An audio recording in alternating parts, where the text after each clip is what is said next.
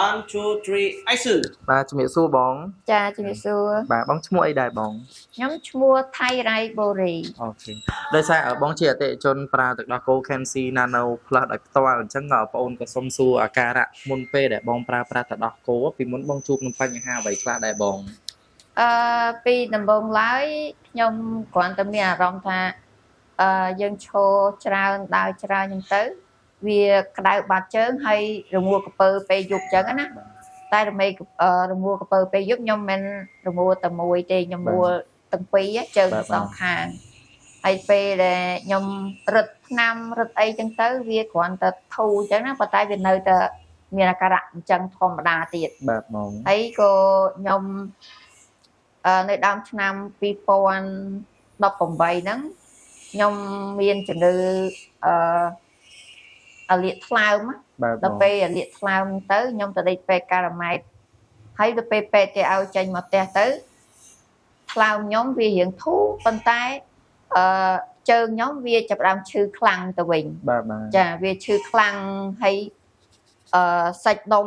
ជើងយើងវាស្វិតទាំងអស់ បាទ ស្វិតហើយខ្ញុំក្រោកដើរអត់កើតទេ ហ្នឹង ក្រោកនិយាយរួមពេលដេកឈរអង្គុយគឺវាឈឺទាំងអស់វាឈឺវាចប់ដូចពិបាកនិយាយដែរវានិយាយរួមវាពិបាកទ្រាំវាក្តៅវាអីអញ្ចឹងណា ស្ទើរតែអត់មានកម្លាំងសោះហ្មងតើពិបាកក្នុងការធ្វើចលនាដែរ កម្លាំងគឺវាអត់មានត្មងព្រោះខ្ញុំដើរអត់កើតទេខ្ញុំអង្គុយទេបើសិនជាខ្ញុំត្រូវការទៅបន្ទប់ទឹកគឺខ្ញុំអង្គលទៅខ្លួនឯង អូបាទ ចាហើយខ្ញុំស្អំតកកហ្នឹងគឺ24ម៉ោង បាទបង ហើយខ្ញុំសូវបានដេកទេគឺខ្ញុំអង្គុយ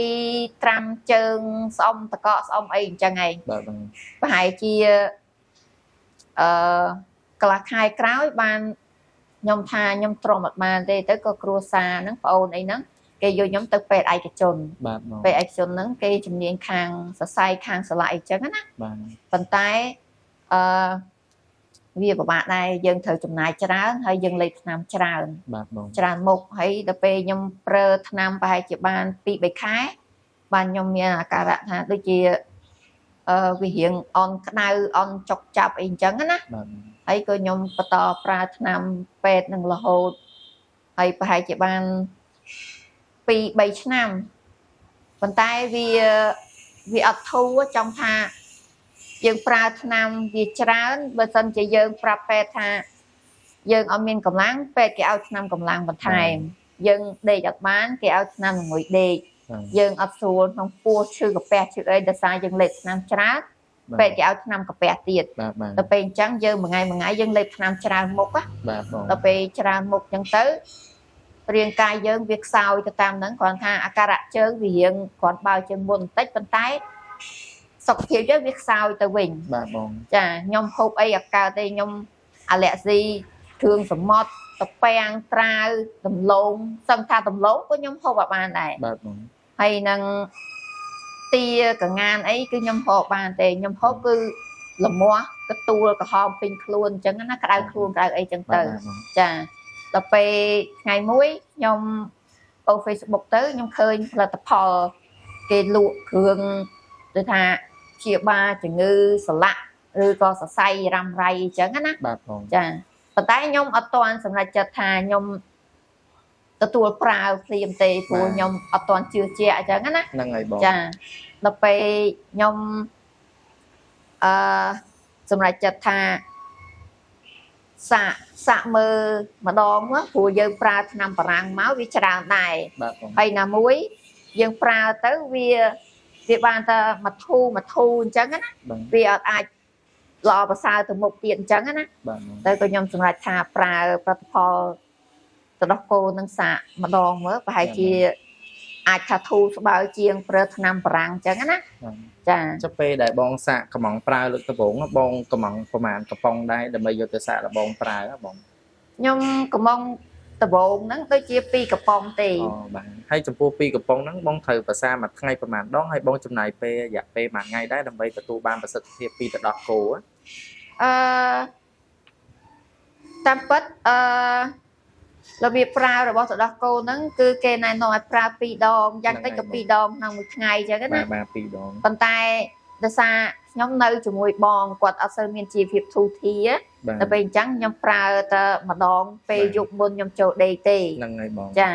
ប៉ុន្តែដល់ពេលខ្ញុំប្រើដូចជាអស់មួយកំប៉ុង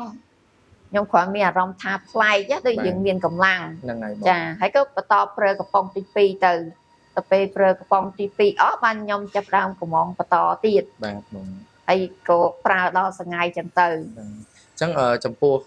អាចនិយាយបានទេចំពោះគុណប្រយោជន៍របស់ដោះគោពេលដែលបងដូចថាមុនស្គាល់អាការៈបងបែបណាបន្ទាប់ពីបងស្គាល់បងប្រើហើយជួយដល់សុខភាពបងបែបណាដែរបងអាចនិយាយបានទេចំពោះគុណភាពទៅដោះគោប្អូនណា ទឹកដោះគោ ល្អ ទឹកដោះគោ Kensi Nano Plus Kensi Nano Plus នេះខ្ញុំប្រើមុនដែលខ្ញុំប្រើហើយនឹងក្រោយប្រើគឺខុសគ្នាឆ្ងាយ បាទបង ព្រោះមុនខ្ញុំប្រើខ្ញុំអត់សូវមានកម្លាំងហើយខ្ញុំអាឡែស៊ីទៅចំណីអាហារច្រើនប្រភេទចឹងណាដល់ពេលក្រោយខ្ញុំប្រើខ្ញុំមានកម្លាំងហើយសាច់ឈាមខ្ញុំវារៀងធូរស្បើយជាងមុន បាទបង ហើយជើងខ្ញុំធ្វើចលនាបត់បែនអង្គុយអីចឹងគឺងាយស្រួលជាងមុនវាអត់តឹងវាអត់ឈឺចឹងណា បាទបង ហើយខ្ញុំហូបចំណីអាហារអីគឺខ្ញុំអត់អាឡែស៊ីដូចមុនទេគឺខ្ញុំហូបបានគឺសមុទ្រតែខ្ញុំហូបបានដែរ អញ្ចឹងចំពោះដែរបងដូចថាប្រើផ្ទាល់ទទួលបានប្រសិទ្ធភាពបែបហ្នឹងបងមានជាពាក្យអីណែនាំចង់ឲ្យបងប្អូនឬក៏ពូមីងណាដែលគាត់មានបញ្ហាបែបហ្នឹងដើម្បីឲ្យគាត់សាកល្បងប្រើដូចបង ចាខ្ញុំសូមចាណែនាំបងប្អូនពុកម៉ែដែលគាត់មានបញ្ហាសរសៃសាច់ដុំឬក៏សន្លាក់យូរឆ្នាំអីគាត់អាចសាកល្បងប្រើបានព្រោះខ្ញុំជាមនុស្សដែលមិនងាយជឿនឹងរបស់គេលក់លើទីផ្សារទេប៉ុន្តែខ្ញុំជឿដោយសារខ្ញុំសាកខ្លួនឯងផ្ទាល់ហើយណាមួយខ្ញុំប្រើមករយៈពេលគឺយូរឆ្នាំរបស់ខ្ញុំដែរហើយ បាទបាទ ពេលអញ្ចឹងខ្ញុំជឿជាក់ថាវាមានគុណភាពមែន បាទអញ្ចឹងអរគុណច្រើនបងអញ្ចឹងបើសិនជាពុកម៉ែបងប្អូនដែលមានបញ្ហាដូចដែលគាត់បានបញ្ជាក់ខាងលើអាចសាកកម្មទៅប្រើប្រាស់បានណាអរគុណបង ចាអរគុណដូចគ្នា